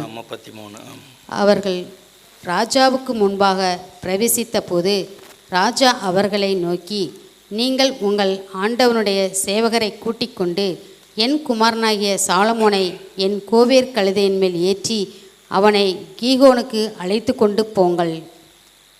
அடுத்த வசனத்தையும் சேர்த்து வாசல். அங்கே ஆசாரியனாகிய சாதோக்கும் தீர்க்கதரிசியாகிய நாத்தானும் அவனை இஸ்ரவேலின் மேல் ராஜாவாக அபிஷேகம் பண்ண கடவர்கள். பின்பு எக்காலம் ஊதி, ராஜாவாகிய சாலமோன் வாழ்க என்று வாழ்த்துங்கள். ஓகே, 3 வசனங்களை வாசித்திருக்கிறோம். அதில் சில முக்கியமான கருத்துக்களை இந்த குருத்தோலை ஞாயிற்றிலே நாம் தியானிப்பது, அதில் இருக்கக்கூடிய கருத்துக்கள், தேவன் அதில் நம்மக்கிட்ட என்ன பேசணுங்கிறாரு அதை நாம் அறிந்து கொள்வது நலமாக இருக்கும். வேதத்தில் எல்லா எழுத்துக்களும் மிகவும் முக்கியமானவை. அது சொல்கிறாரு, வானம் பூமி ஒழிந்தாலும் இந்த வேத வாக்கியங்கள் எழுதியிருக்க எழுத்துக்கள், அதன் எழுத்தோ அதில் உறுப்போ ஒன்றும் ஒழிந்து போகாது அப்படி சொல்கிறாரு. அப்படின்னா வேதத்தில் எழுதியிருக்கிற எல்லாமே அவ்வளோ முக்கியங்களான்னு கேட்டால் அவ்வளவு முக்கியம்தான். ஆனால் நம்முடைய வாழ்க்கையிலே நம்முடைய சூழ்நிலையில் கேட்டார் போல் அது வித்தியாசமான வசனங்கள் அவ்வப்போது பேசும். நம்முடைய வாழ்க்கையின் சூழ்நிலைகள் கேட்டார் போல் பிறந்ததிலிருந்து பரலோகத்துக்கு போக வரைக்கும் நம்ம பலவிதமான சூழ்நிலைகளிலே போகிறோம். சந்தோஷங்கள் உண்டு, வருத்தங்கள் உண்டு, போராட்டங்கள் உண்டு, எதிர்ப்புகள் உண்டு, சில இடத்துல தோல்விகளும் உண்டு. ஆனால் கர்த்தர் நம்ம என் கூட நட, நான் ஜெயம் தர்றேன்னு சொல்கிறார். இப்படி அவர் நம்மிடத்தில் எல்லா காலகட்டங்களிலும் பேசி கொண்டிருக்கிறார். ஆதலால் ஆதியிலே தேவன் வானத்தையும் பூமியை சிருஷ்டித்தாருங்கிற அந்த வார்த்தை முதல் இதோ சீக்கிரமாய் வருகிறேன்னு இயேசு சொன்னார்னு வெளிப்படுத்தின விசேஷத்தில் கடைசியில் முடியுதே, அது வரைக்கும் இருக்கக்கூடிய எல்லா வேத வாக்கியங்களும் மிகவும் அருமையானவைகள், முக்கியமானவைகள். இந்த வசனங்கள் ஏதாவது ஒரு நேரத்தில் நமக்கு பேசும், நம்ம படித்து வச்சுருந்தா அது ஞாபகம் வரும். ஏன்னா உங்களுக்கு அதை ஞாபகப்படுத்துகிறவர் பரிசுத்த ஆவியானவர். நீங்கள் ஒரு தடவை வாசித்து வச்சுருந்தீங்கன்னா, இப்போது நான் ஏதோ சொல்லி கொண்டு இருக்கும்போது ஆமாம் அந்த வசனம் அங்கே இருக்குது அப்படின்னு உங்களுக்கு ஞாபகம் வரும். அதனால் நீங்கள் வாசித்து வைத்திருக்க வேண்டும் என்று நான் சொல்லுவேன். வாசித்து வையுங்கள். இப்போ இந்த இடத்துல முதலாவது ஒரு வசனம் வாசித்தோம். இயேசுவானவர் அன்று தன்னுடைய வேலை வந்தது, காலம் வந்தது என்று அறிந்தபோது எருசலேம் பக்கமாக தன்னுடைய முகத்தை திருப்பினார். அவருடைய வாழ்க்கையில் பைபிளில் அவரை பற்றி எப்படி ஆரம்பிக்குது? உலக தோற்றத்துக்கு முன்னே அடிக்கப்பட்ட வண்ணமாக இருக்கிற ஆட்டுக்குட்டின்னு அவரை பற்றி ஆரம்பிக்குது. அப்புறம் அவர் பரீட்சிக்கப்பட்டவராய் பூமியில் அனுப்பப்பட்டார்னா அங்கே பூமியில் பரலோகத்தில் பரீட்சிக்கப்பட்டிருந்திருக்கிறார்னு தெரியுது. இந்த நோக்கத்துக்காக இவர் ஏற்படுத்தப்பட்டார்னு தெரியுது. இவருக்காக பூமியில் ஒரு சரீரம் ஆயத்தம் பண்ணப்பட்டது அப்படின்னு நீங்கள் வாசிக்கிறீங்க. அப்புறம் இந்த சரீரம், ஏன்னா இந்த சரீரம் மரிக்கணும். அது மாத்திரமல்ல, இந்த சரீரம் பரிசுத்தமாக இருக்கணும், பாவமாக இருக்கக்கூடாது. ஆனால் உலக மனிதர்கள் பாவிகள் மூலமாய் பிறக்கிற பிள்ளைகள் பாவிகளாக இருக்கின்றன.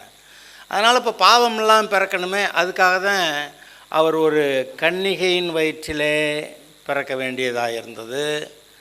அப்படி அவருடைய வாழ்க்கை அப்படி பார்த்தீங்கன்னா, அப்புறம் அவரை கொல்ல தேடுறாங்க. பெத்லஹேமில் பிறந்தாலும் பாதுகாப்பாக இருக்கணுங்கிறதுக்காக நாசரேத்தில் போய் இன்னார்னு அடையாளம் தெரியாத அளவில் அவர் வளர்றாரு.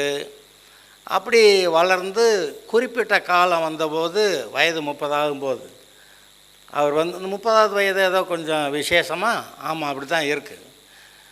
30வது வயதான போது அவர் ஞான ஸ்நானம் எடுக்க போகிறாரு. பரிசுத்த ஆவியானவர் மேலே இறங்குறாரு. அவர் மட்டும்தான் பரிசுத்த ஆவியிலே நிறைந்தவராய் அந்த காலகட்டங்களிலே பூமியிலே வாழ்ந்தவர். அதற்கு முன்பாக பழைய ஏற்பாட்டில் பரிசுத்த ஆவியானவர் யாராவது ஊழியக்காரங்க மேலே இறங்குவார், ஒரு வேலையை செய்து முடிப்பார், போயிடுவார். அந்த மோசே தான் தேவனுடைய பரிசுத்த ஆவியை ஏறக்குறைய பூரணமாக பெற்ற ஆளுன்னு நீங்கள் நினைக்கலாம். ஒரு இடத்துல சொல்கிறான், அந்த பரிசுத்த ஆவியின் அபிஷேகத்தை என்னால் தாங்க முடியலன்னுவான். அது 70 பேர் மேலே பிரித்து வச்சாருன்னு போட்டிருக்கு. அப்புறம் இஸ்ரவேல் ஜனங்கள்கிட்ட சொல்லுவான், என்னை போல ஒரு தீர்க்கதரிசியை கர்த்தர் உங்கள் ஜனங்களுக்கு மத்தியில் எழும்ப பண்ணுவார், அவருக்கு சேவை அப்படின்னு சொல்லுவான். மோசே இடத்துல இருந்த அந்த அபிஷேகம் ஒரு ராஜாவுக்கான அபிஷேகம், தீர்க்கதரிசிக்கான அபிஷேகம், ஒரு ஆசாரியனுக்கான அபிஷேகம், மூன்றும் மோசையின் மேல் இருந்தது. அதே போல் இயேசுவின் மேல் அதே ஆவியானவர் அப்படி இருந்தார். ராஜாவின் அபிஷேகம், தீர்க்கதரிசின் அபிஷேகம், ஆசாரியனுடைய அபிஷேகம் அங்கே இருந்தது. மற்ற அதுக்கு இடையில இருந்த தீர்க்கதரிசிகள்லாம் அப்போக்கப்போ பரிசுத்தாவியை பெற்றாங்க, வேலையை செஞ்சாங்க. அப்படியாக இயேசுவானவர் இப்படி விசேஷமாய் பரிசுத்த ஆவியானவர் தன்னிடத்தில் தங்கியும் இருக்க, அவர் பரிசுத்த ஆவியிலே அனலாக இருந்து தேவனுடைய கிரியைகளை நடப்பித்தார் என்று பார்க்கிறீர்கள். அப்படி வாழ்ந்தபோது அவர் என்ன போதித்தார்? மனம் திரும்புங்கள், பரலோக ராஜ்யம் சமீபமாக இருக்குது, சீக்கிரமாக ரட்சிக்கப்படுங்கன்றார். அதுதானே அர்த்தம்? மனம் திரும்புங்கள், பரலோக ராஜ்யம் சமீபமாக இருக்குன்னா என்ன அர்த்தம்? மனம் திரும்பி தொலை, இது இப்போவே ரட்சிப்பை பெற்றுக்க. நம்ம சொன்னால் இப்படி லேசாக சொல்லிடுவோம். நம்ம இந்த பிப்ளிக்கல் ஜார்கனில் பேசுகிறப்ப மனம் திரும்புங்கள், பரலோக ராஜ்யம் சமீபமாக இருக்குன்னா அப்படியா அப்படின்னு சொல்லி பார்த்துட்ருப்போம். இப்போ நம்ம பேசுகிற மாதிரி மனம் திரும்பி தொலை, ரட்சிக்கப்படு, அப்படி சொல்லி இருக்கிறார். அந்த டோனில் அதை சொல்லி இருக்கிறாரு. நாம் இதை வாசிக்கிறப்ப அதோடைய அந்த வார்த்தைகளையும் பிடித்து கொள்ளணும். அது என்ன சொல்கிறாருன்னு நம்ம அதை நல்லா புரிந்து கொள்ள வேண்டும். அது நமக்கு ரொம்ப அவசியம். இப்போ எருசலேம் பக்கம் தமது முகத்தை திருப்பினார். அதில் என்ன விளங்குது? திருப்பினார். எருசலேம் பார்க்கிட்டு இருக்கா, இப்படி திரும்பி பார்க்கலாம். தானியேல் என்ன செஞ்சானா, ஒவ்வொரு நாளும் எருசலேம் இருக்கிற பக்கம் ஜன்னலை திறந்து வச்சுக்கிட்டு கர்த்தரை பார்த்து ஆராதிச்சான்னு போடுறது. அதை பிடிச்சிக்கிட்டானுங்க இந்த ஆளுங்க. நீ எருசலேம் பக்கமாக ஜன்னலை திறக்கிற, எருசலேம் பக்கம் ஜன்னலை திறந்தால் எருசலேமில் இருக்க அங்கே இருக்க கடவுள்னு அவங்க கண்டுபிடிச்சிட்டாங்க. இவனும் கூட கர்த்தாவே இந்த ஆலயம் சாலமோன் கட்டின ஆலயம் அது அங்கே இருக்குது, அதுக்காக அம்புட்டு ஜெபம் பண்ணி வச்சுருந்துருக்கிறான். அந்த இடத்துலேருந்து ஜெபம் பண்ணா, அங்கேருந்து கூப்பிட்டா நீர் பதில் கொடுக்கணும்லாம் சொல்லி வச்சுருக்கான், நீர் அங்கே இருக்கிற தேவன் அப்படின்னு. அதாவது வரலாற்றில் எருசலேம் வந்து தேவன் அங்கே இருக்கிறதாக சொல்லப்பட்டுருச்சு. அவர் அங்கே தான் இருக்கிறார், பரலோகத்தில் தான் இருக்கிறார். ஆனாலும் இஸ்ரவேல் ஜனங்கள் தெரிந்து கொள்ளப்பட்ட ஜனங்களாக இருந்ததுனால எருசலேமில் அவர் தனக்குன்னு ஒரு நான் வந்தால் தங்குற இடம். இப்போ அமெரிக்காவில் எனக்கு ஒரு வீடு இருக்குன்னா எங்கே போவேன்? அங்கே தான் போவேன். அதே போல் பூமியில் எனக்கு ஒரு வீடு வேணும்னு கர்த்தர் நினச்சாருன்னா நம்ம இஸ்ரவேல் ஜனங்கள் ஆபிரகாமின் பிள்ளை அங்கே போடு அப்படின்னு சொல்லியிருப்பார்ல, அது மாதிரி அங்கே அவர் வர்றாரு. அங்கே கிருபாசனத்தின் மேலிருந்து அவர் மோசே இடத்துல பேசினார். அதெல்லாம் நீங்கள் பார்க்குறீங்க. ஏன்னா அவரை பொறுத்த வரைக்கும் பூமி தீட்டு உள்ளது, தீட்டான இடம் இந்த பூமி. ஏன்னா ஆதாம் செஞ்ச பாவம், அதனால் தீட்டாச்சு. அப்புறம் பிசாசு பூமியெல்லாம் அவனுடைய ப்ளே கிரவுண்டு மாதிரி, விளையாட்டு மைதானம் மாதிரி அவன் எல்லா பக்கமும் போய் வந்து என்னெல்லாமோ பண்ணி தொலைச்சிக்கிட்டு இருக்கிறான். தேவனுடைய சத்துரு அவன் வந்து இவ்வளோ ஆட்டம் போட்டுக்கிட்டு இருக்கிறான். அதுக்கு மனிதர்கள் தான் அனுமதி கொடுக்குறாங்க, தேவன் அனுமதி கொடுக்கல, மனுஷர்கள் தான் அனுமதி கொடுக்குறாங்க. மனுஷர்கள் தான் அனுமதி கொடுக்கறதுனால பிசாசு பூமி முழுதையும் தன்னுடைய கட்டுப்பாட்டுக்குள்ளே வைத்து ஆளுகை செய்கிறான் அப்படின்னு நீங்கள் பார்க்குறீங்க. இப்படி பிசாசு, தேவனுடைய எதிரியாகிய பிசாசு கிரியை செய்கிற இந்த பூமியில் மனுஷருடைய பாவத்தினால தீட்டான இந்த பூமியில் அருவருப்பு, நரகலான அப்படின்னு சொல்லிவிட்டார். அருவருப்புன்னு சொல்லிட்டார், தீட்டானதுன்னு சொல்லிட்டார். எங்கடா கை கால் வைக்கிறது? இந்த சில கடற்கரை அருகே இருக்கக்கூடிய கோயில் பக்கம் போனீங்கன்னா ஜனங்கள் நிறையா போக்குவரத்தாக இருக்கிறதுனால, அது நம்முடைய நாட்டில் 1-2 போகிறதுக்கெல்லாம் சரியான வசதிகள் இல்லை.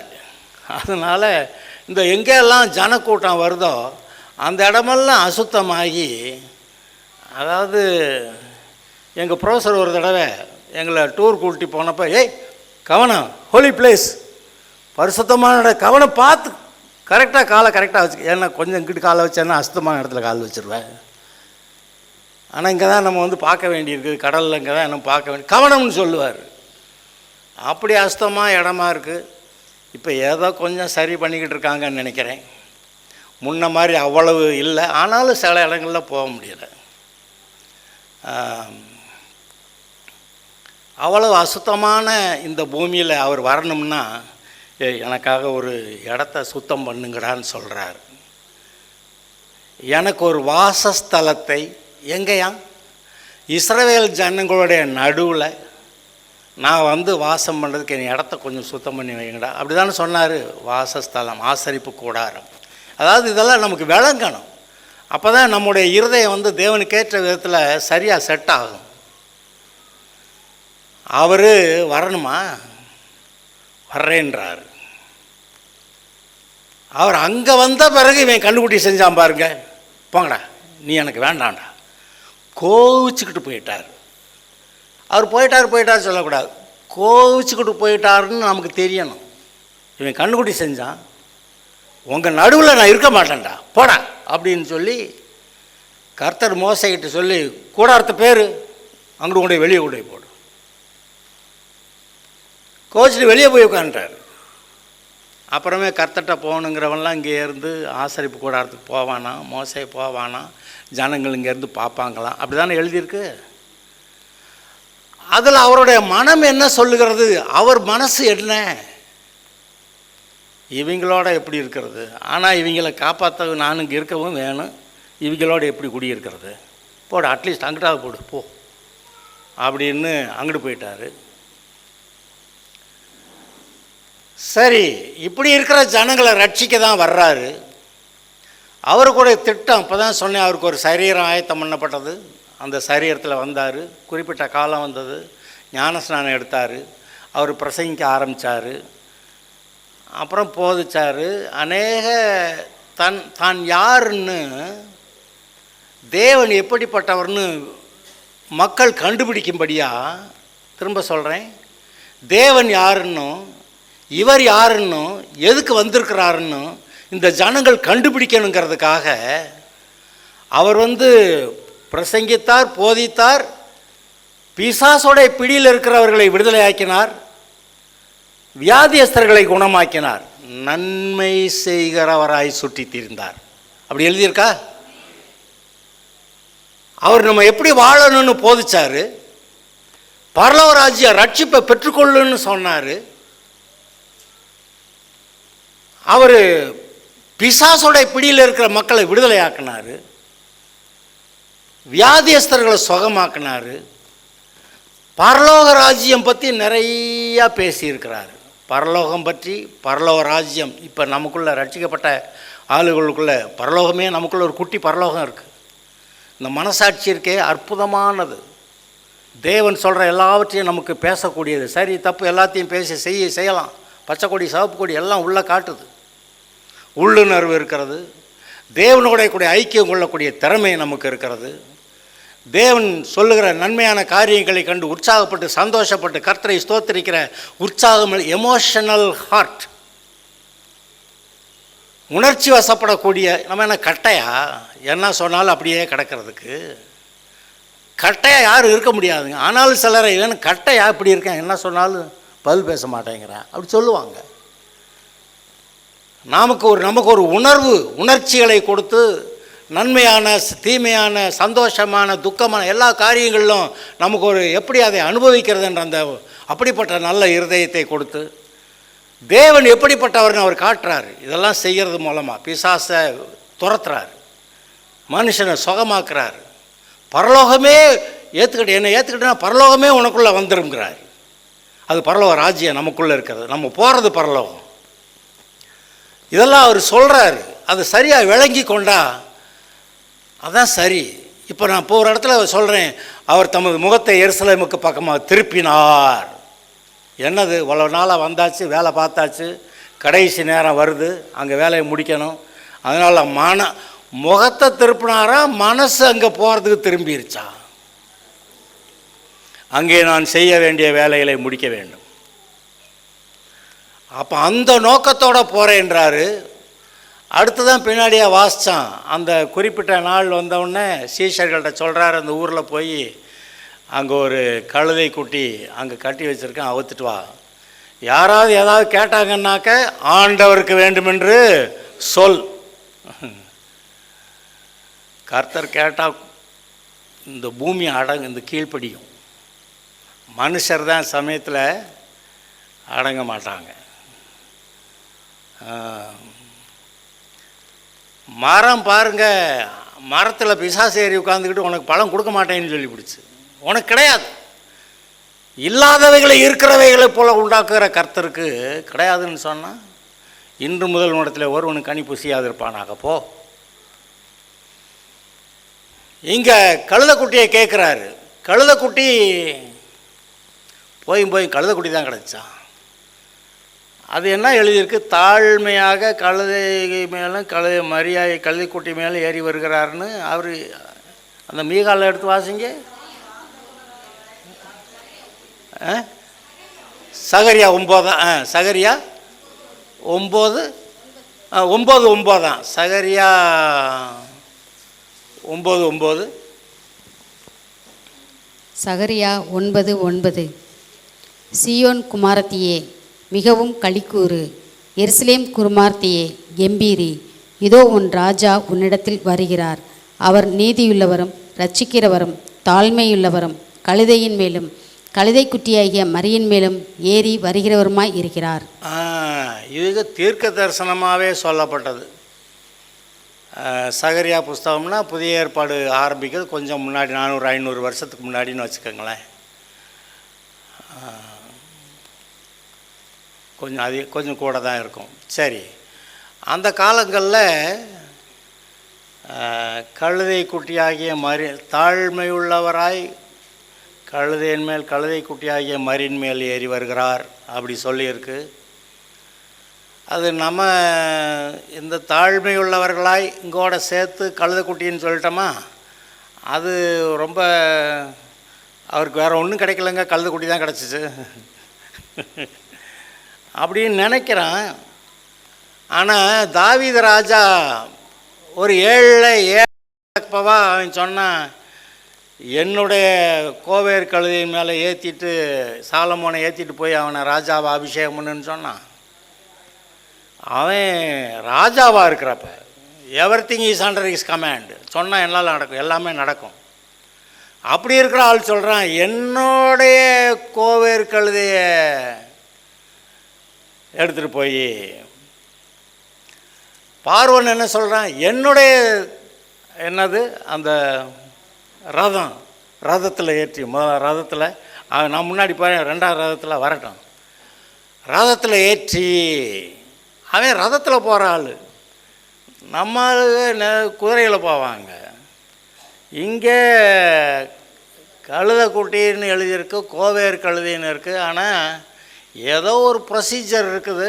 ராஜாவாக அபிஷேகம் பண்ணப்படுற ஆள் கோவேர் கழுதையில் ஏறி சாலமோன் போனான்னு போகிறதுக்கு சொல்லி தாவீது ராஜா சொன்னான்னு இவர் அந்த ப்ரொசீஜர் படி தான் கழுதை மேலே ஏறி அவர் எருசலேமுக்கு போகிறார்.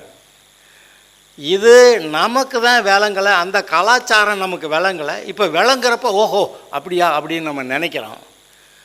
அப்படி இவர் கழுதைக்குட்டிய மேலே ஏறி வர்றப்ப எல்லா சிறு பிள்ளைகள் முதல் கொண்டு பெரியவங்க எல்லாருக்கும் விளங்கி போச்சு.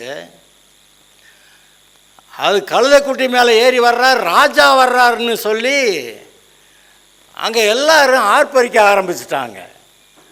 அந்த ராஜாவை வரவேற்கிறதுக்கு, கழுதையின் மேல் ஏறி வருகிற ராஜாவை வரவேற்கிறதுக்கு அங்கே மரக்கிளைகள் குருத்தோலைகள் எல்லாம் பிடிச்சிட்டு அவங்க இருந்தாங்கன்னு நம்ம பார்க்குறோம். என்ன சொல்லி ஆர்ப்பரித்தார்களாம், முன்னடப்பாரும் பின்னடப்பாரும் 8வது வசனம் எங்கள் மத்தேயு 21:8-7 கழுதையும் குட்டியையும் கொண்டு வந்து அவைகள் மேல் தங்கள் வஸ்திரங்களை போட்டு அவரை ஏற்றினார்கள். திரளான ஜனங்கள் தங்கள் வஸ்திரங்களை வழியில் விரித்தார்கள். வஸ்திரங்களை தரையில் அந்த இஸ்ரவேல் தேசத்தில் எல்லாரும் ஒரு மேல் வஸ்திரம் ஒன்று வச்சுருப்பான். எப்போவுமே நம்மளால் கிராமத்தில் துண்டு போட்டுக்கிற மாதிரி அவங்க மேல் வஸ்திரம்னு ஒன்று வச்சுருக்குறாங்க. அந்த வஸ்திரத்தை எடுத்து ராஜா வருகிறார், தரையில் விரி. இந்த காலங்களில் பெரிய பிரதம மந்திரி வர்றாரு, வெளிநாடுகளுக்கு பிரதம மந்திரி போகிறப்ப அல்லது இப்போ வெளிநாட்டிலேருந்து வர்ற பெரிய தலைவர்கள் வரும்போது நம்ம என்ன செய்கிறாங்க, சிவப்பு கம்பளம் ரெட் கார்பெட் போட்டு வரவேற்கிற மாதிரி அந்த காலத்தில் அவங்க ஏதோ ஒரு ப்ரொசீஜர் வச்சுருக்குறாங்க. போடு, மரக்கிளையெல்லாம் தரித்து போட்டு வெட்டி வெட்டி போட்டு அழகாக்கடா, செழிப்பான ஊர் நல்லா இருக்குது, வரவேற்பு இருக்குதுன்னு சொல்லி மரக்கிளைகளை தரையில், அதாவது அந்த வஸ்திரங்களை போட்டு மரக்கிளைகளை போட்டு கையில் குருத்தோலைகளை பிடிச்சிக்கிட்டு என்ன சொன்னாங்கன்னு போட்டிருக்குது, விரித்தார்கள். வேறு சிலர் மரக்கிளைகளை தரித்த வழியிலே பரப்பினார்கள். முன்னடப்பாரும் பின்னடப்பாருமாகிய திரளான ஜனங்கள் தாவீதின் குமாரனுக்கு போட்டாம் பாருங்க. இயேசுவுக்கு அப்படியெல்லாம் சொல்லலை, தாவீதின் குமாரனுக்கு. தாவீதின் குமாரனா இஸ்ரவேல் தேசத்தில் பொடிப்புள்ள கூட சொல்லும், அது மேசியா. அதான் கேட்குறாரு, அந்த யார் மேசியா யாருன்னு கேட்டால் தாவீதின் குமாரன்னு சொல்கிறாங்க. இவர் திருப்பி ஒரு கேள்வி கேட்குறாரு, அந்த தாவீது அவரை ஆண்டவர்னு சொல்லியிருக்க, அவனுக்கு அவர் குமாரனாக இருப்பது எப்படி அப்படின்னு கேட்டு அவங்கள வாயை மூடிட்டார். அதில் தாவீதின் குமாரன்னா நான் யோசித்து பார்த்தேன், இந்த தாவீதா இவன்கிட்ட சொல்கிறாரு இந்த சிங்காசனத்தில் உட்கார்றதுக்கு, இந்த எருசலேமில் இருக்கிற அவனுடைய சிங்காசனத்தில் உட்கார்றதுக்கு அவனுக்கு பிள்ளை இல்லாமல் போகிறதில்ல அப்படின்னு ஒரு வார்த்தையை விட்டுட்டாரு. வார்த்தையை விட்டுட்டாரா இல்லை யோசுதான் சொன்னாரா? யோசிச்சு சொன்னாரா வார்த்தையை விட்டாரா? விட்டுவிட்டாரு மாதிரி தெரியுது. நான் கணக்கு பண்ணி சொல்கிறாரு, இந்த தாவீதின் குமாரனா வர்றவர் அவர் தான் மேசியா, அவர் தான் தேவனுடைய குமாரன், அவர் தான் மனுஷகுமாரன், அவர் தான் இந்த தேவனுடைய ராஜ்யத்தை பூமியில் நிலைநிறுத்துகிறவர், எஸ்டாப்ளிஷ் பண்ணுகிறவர், 1000 வருஷ அரசாட்சி. அதற்கு பிறகு புதிய வானம் புதிய பூமியில் இவர் தான் இருந்து இந்த பூமியே பரலோகமாக போகுது அப்படியெல்லாம் சொல்லி அந்த எதிர்பார்ப்போடு கூட தான் தாவீதின் குமாரன்னு சொல்கிறாங்க அந்த ஊர் ஜனங்கள் சொல்கிறாங்க. கர்த்தர் தாவீதுகிட்ட பேசுகிறப்ப இந்த சிங்காசனத்தில் உன் சிங்காசனம் எருசலேம், இந்த சிங்காசனத்தில் உட்கார்றதுக்கு உனக்கு குமாரன் இல்லாமல் போகிறதில்ல அப்படின்னு நிச்சயமாக இருப்பேன். அப்புறம் நம்ம பைபிளை வாசி பார்த்தா அந்த கடைசி ராஜா சிதேக்கியா ராஜா அதோட சரி, அதுக்கப்புறம் ராஜாவே காணா. எங்கடா ராஜா எங்கடா போனேன் அப்படின்னா ராஜாவே இல்லை. ஆனால் ராஜா வர்றாராம். யார்? தாவீதின் குமாரனா வர்றாராம். இந்த இயேசு வந்தப்போ தாவீதின் குமாரன் ஓசன்னாலாம் சொல்கிறாங்க. ஆனால் இனிமேல் வரப்போகிறது தான் பெரிய வருகை, 2ஆம் வருகை. அவர் 1000 வருடத்துக்கு இஸ்ரவேல், இங்கே போயிருக்கு இஸ்ரவேல் தேசம் இருக்கே, இப்போ எருசலேம் இருக்கே, நாங்களாம் போய் ரவுண்ட் அடித்து பார்த்துட்டு வந்தோம். நாங்கள் ஆண்டவருக்கு இந்த இடத்து மேலே அப்படி என்ன விசேஷம் அப்படின்னு நான் நினச்சா, அதாவது சொல்லிக்கிட்டார் அவ்வளோதான், அதுக்கு மேலே பேசுகிறதுக்கு ஒன்றுமே இல்லை. அவர் தெரிந்து கொண்ட என்ன ஒரு பாடம், அதை பற்றி பேசுகிறது யார் அப்படின்னு சொல்லிட்டு அந்த இடத்துல அந்த சிங்காசனத்தில் உட்காருவேன்னு அவர் சொல்லிட்டு வர்றாரு. இயேசு வருகிறார், 1000 வருஷ அரசாட்சி. யார்? தாவீதின் குமாரன். அப்போ தாவீதுக்கு அந்த எருசலேமில் இருக்க அந்த சிங்காசனத்தில் உட்கார்றதுக்கு குமாரன் இல்லாமல் போகிறதில்ல அப்படின்னு. இப்போ மறுபடியும் வருவாரே, சபை எடுத்துகிட்டு போவார், 7 வருஷத்தில் திரும்பி நம்மலாம் சேர்ந்து வருவோம். எருசலேமில் இருந்து இயேசு அரசாளுவார். நம்மெல்லாம் இங்கே நிறைய பேருக்கு கவர்மெண்ட் சர்வெண்ட்டாக இருக்கணும்னு ரொம்ப ஆசை. நான் இப்போ அதெல்லாம் வேண்டான்னு சொல்லிக்கிட்டு இருக்கிறேன்.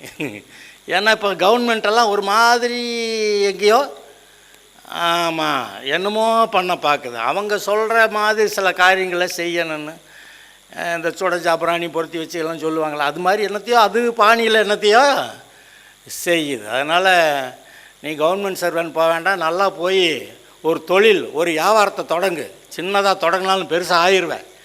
தொடங்குன்னு சொல்கிறது எனக்கு வேலையாகி போச்சு. கவர்மெண்ட்டு இந்த கவர்மெண்ட்டில் அந்த கவர்மெண்ட்டில் நீங்கள் வேலை பார்ப்பீங்க. அல்லேலூயா. அந்த கவர்மெண்ட்டில் அவர் அரசாளுவார், அவர் தான் ராஜா, நீங்கள் அவரோட கூட இருந்து அரசாளுகிறவர்களாக இருப்பீங்க. அப்படி தான் எழுதியிருக்கு. நீங்கள் ராஜாக்களும் ஆசாரியர்களும் அப்படியெல்லாம் எழுதியிருக்கு. அவரோட கூட நீங்கள் ஆளுகை செய்வீங்க அப்படி எழுதியிருக்கு. அப்புறம் புதிய வானம் புதிய பூமியை தருவேன்றார். அப்போ அது எப்படி இருக்கும்? பாவமே இல்லாத உலகம், அன்பினால் நிறைந்த உலகம், அன்பினால் செயல்படுகிற வாழ்க்கை.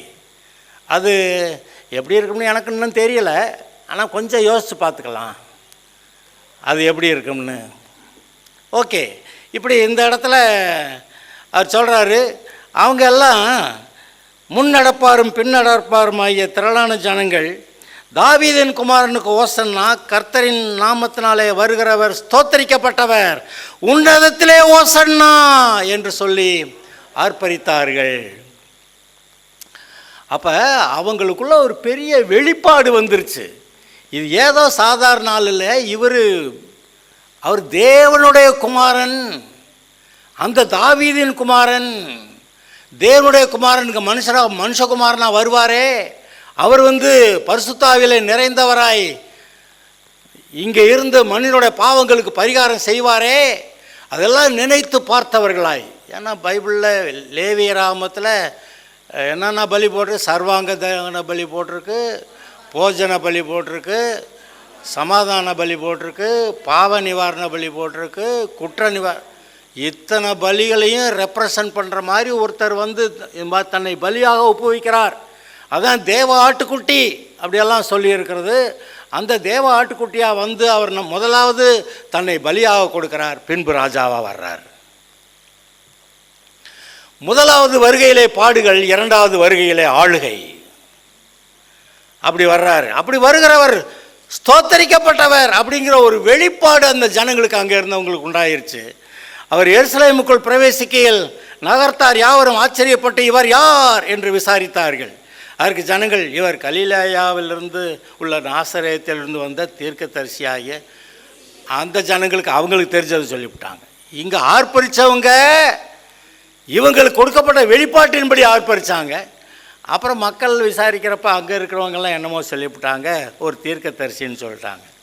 சரி, பின்னாடி 15வது வசனத்தில் அவர் செய்த அதிசயங்களையும் தாவீதின் குமாரனுக்கு ஓசன்னா என்று தேவாலயத்தில் ஆர்ப்பரிக்கிற பிள்ளைகளையும் பிரதான ஆசாரியம் வேதபாரகரும் கண்டு கோபம் அடைந்து, ஒரு கூட்டம் ஆர்ப்பரிக்குது, ஒரு கூட்டத்துக்கு கோபம் வருது. என்னடா அது அநியாயமாக இருக்குது. அப்போ தேவனை பற்றிய வெளிப்பாடு பெற்றுக்கொண்டவர்கள் எப்படி இருக்கிறார்கள்? அந்த வெளிப்பாடு இல்லாதவங்க அவர் ஒரு தீர்க்கதரிசிங்க அப்படின்னாங்க. அது நாசரேத்து தீர்க்கதரிசி. நாசரேத்திலிருந்து எந்த நன்மையும் உண்டாகக்கூடுமான்னு ஒருத்தன் கேட்குறான். ஏன்னா நாசரேத்தில் அதெல்லாம் கலிலேயா பகுதியில் அதெல்லாம் அந்த புறஜாதிகள் குடியிருக்கிற இடம், அந்த சமாரியா ஸ்திரீ இருக்கிற மாதிரி அந்த மாதிரி ஆட்கள் குடியிருக்கிற இடம். அதனால் அதெல்லாம் அவங்க தள்ளிடுவாங்க. நாசரேத்திலிருந்து வர தீர்க்கதரிசினா அது என்னவோ அப்படின்னு பார்ப்பாங்க. அது என்ன பார்த்தாலும் சரி. அப்போ இந்த ஜனங்களோட இருதயத்தில் இருக்கக்கூடிய வெளிப்பாடுகளை பாருங்கள். கர்த்தருடைய வெளிப்பாட்டை பெற்றவர்கள் கர்த்தருடைய நாமத்தினாலே வருகிறவர் ஸ்தோத்தரிக்கப்பட்டவர் அப்படின்றாங்க. அப்புறம் சிலர் நாசரேத்திலிருந்து வந்த தீர்க்கதரிசின்றாங்க. ஒரு சிலர் வந்து அங்கே என்ன கேட்குறாங்க, அவர் செய்த அதிசயங்களையும் தாவீதின் குமாரனுக்கு ஓசன்னா என்று தேவாலயத்தில் ஆர்ப்பரிக்கிற பிள்ளைகளையும் பிரதான ஆசாரியரும் வேதபாரகரும் கண்டு கோபம் அடைந்து. இவங்களுக்கு ஏன் கோபம் வருது? அவரை நோக்கி, இவர்கள் சொல்லுகிறதை கேட்கிறீரோ?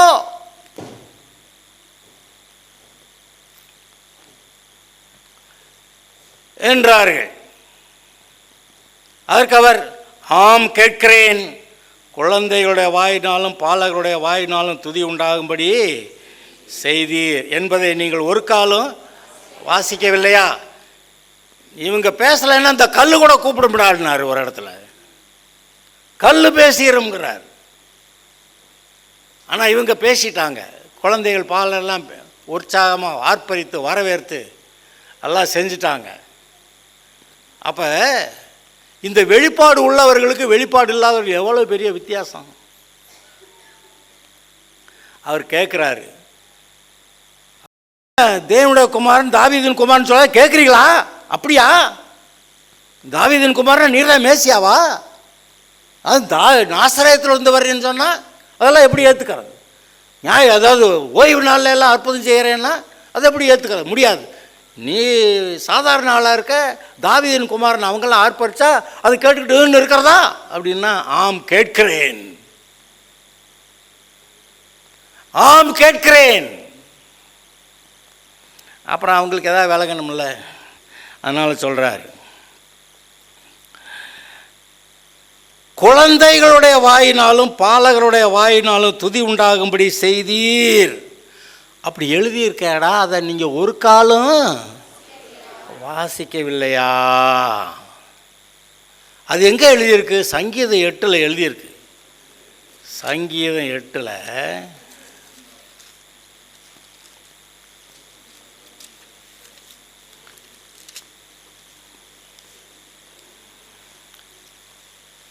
எங்கள் ஆண்டவராகிய கர்த்தாவே, உம்முடைய நாமம் பூமி எங்கும் எவ்வளவு மேன்மையுள்ளதாக இருக்கிறது. உம்முடைய மகத்துவத்தை வானங்களுக்கு மேலாக வைத்தீர். அடுத்த வரி, பகைஞனையும் பழிகாரனையும் அடக்கி போட தேவரீர் உம்முடைய சத்துருக்கள் நிமித்தம் குழந்தைகள் பாலகர் வாயினால் பலன் உண்டு பண்ணினீர். இது எதுக்கா? இந்த இயேசு வரும்போது குழந்தைகள் பாலகர் அவரை மகிமைப்படுத்தி பேச எதுக்குன்னு கேட்டால், பகைஞனையும் பழிகாரனையும் அடக்கி போட. இந்த வேதபாரகர்கள், பரிசேயர்கள், ஆசாரியர்கள், இந்த யூதர்கள் எல்லாருமா இவர்கள் இயேசுக்கு பகைஞர்களாக இருக்கிறாங்க. அதனால தான் சங்கீதம் 2 அவர் என்னென்ன அதை வாசி எழுதுகிறாரு, ஜாதிகள் கொந்தளித்து ஜனங்கள் விருதா காரியத்தை சிந்திப்பானேன். கர்த்தருக்கு விரோதமாகவும் அவர் அபிஷேகம் பண்ணவருக்கு விரோதமாகவும் பூமியின் ராஜாக்கள் எழும்பி நின்று அதிகாரிகள் ஏகமாய் ஆலோசனை பண்ணி அவர்கள் கட்டுகளை அறுத்து அவர்கள் கயிறுகளை நம்ம எரிந்து போடுவோம் என்கிறார்கள். ஆனால் பரலோகத்தில் வீற்றிருக்கிறவர் நகைப்பார், ஆண்டவர் அவர்களை இகழ்வார்.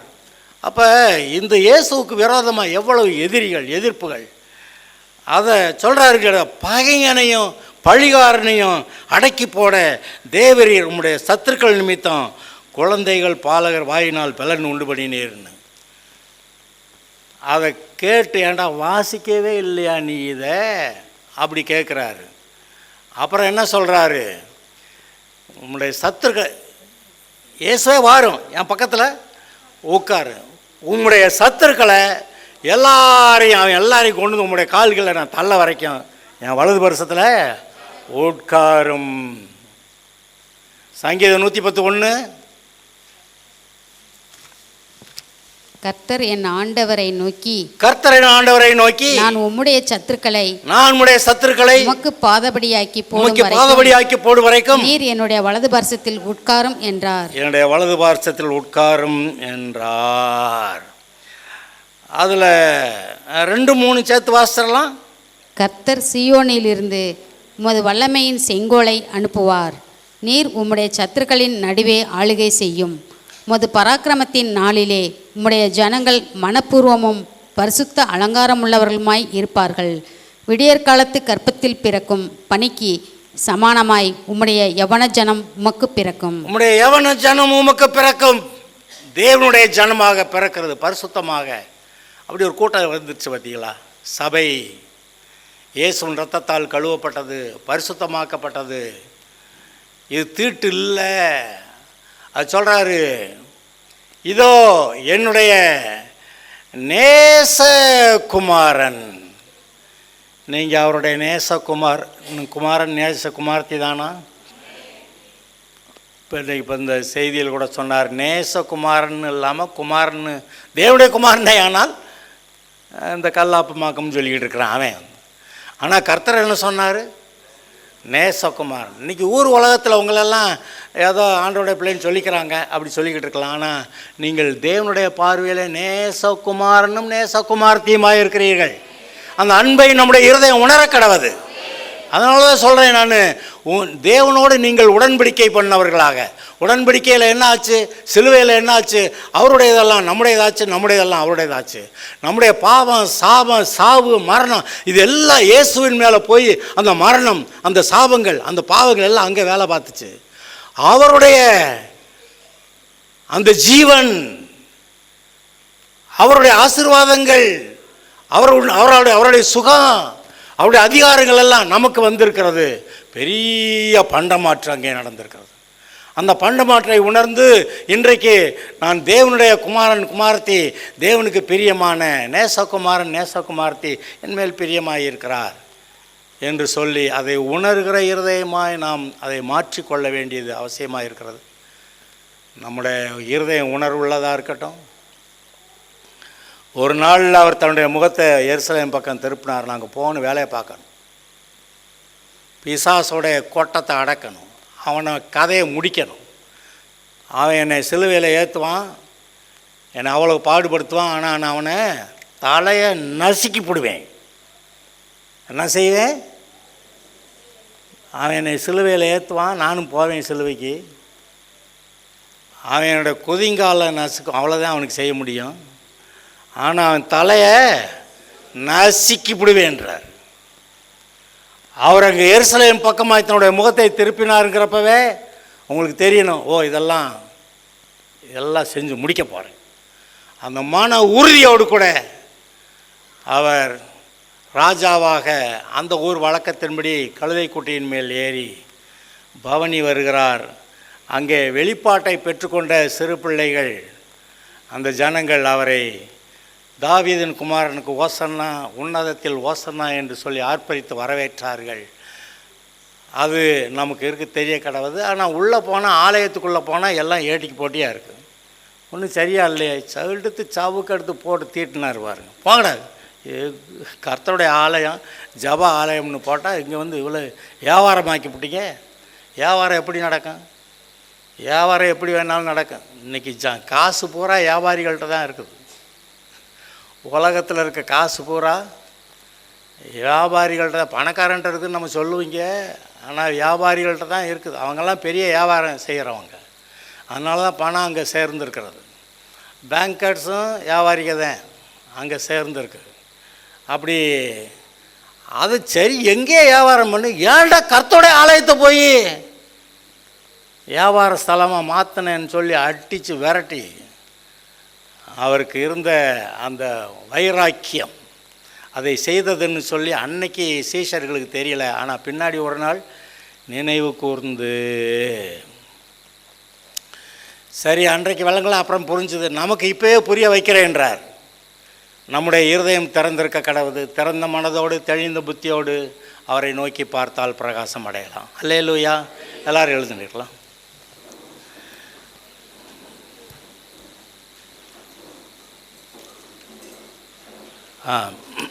எஸ்.